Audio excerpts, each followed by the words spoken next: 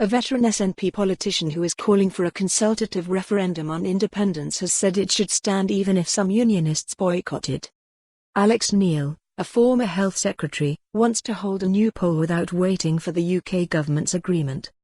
The MSP for Airdrie and Shotts also suggested there should be mass demonstrations and civil disobedience if UK ministers refuse to accept it, and drew comparisons with colonial India and protests against the USSR.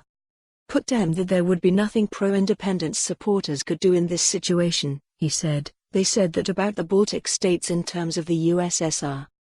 Of course we all know people pressure. Remember the people holding hands between Estonia, Latvia and Lithuania? If it comes to that kind of demonstration by the Scottish people to force the issue, then that's what happens. If you look at India didn't have a referendum.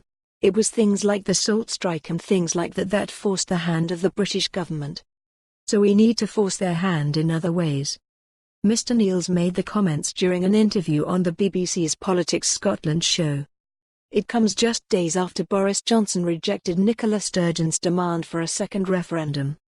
The Prime Minister said he could not agree to any request for a transfer of power that would lead to further independence referendums.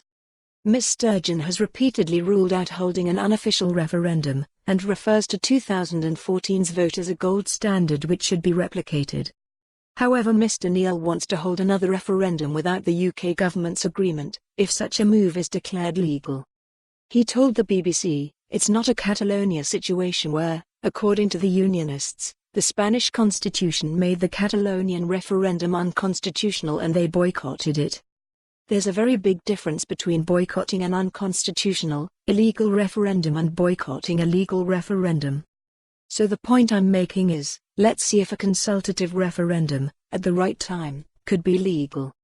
He added, "The political reality is, if you run a legal, consultative referendum, and the result was in favor of independence, the game's a bogey for the Union, because the political reality is, that's it."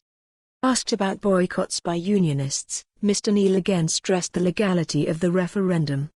He said, "Politically, I think it's a very important distinction, because if you decide to abstain in a legal referendum, as a third of the people do regularly in general elections, decide to abstain, it doesn't change the result.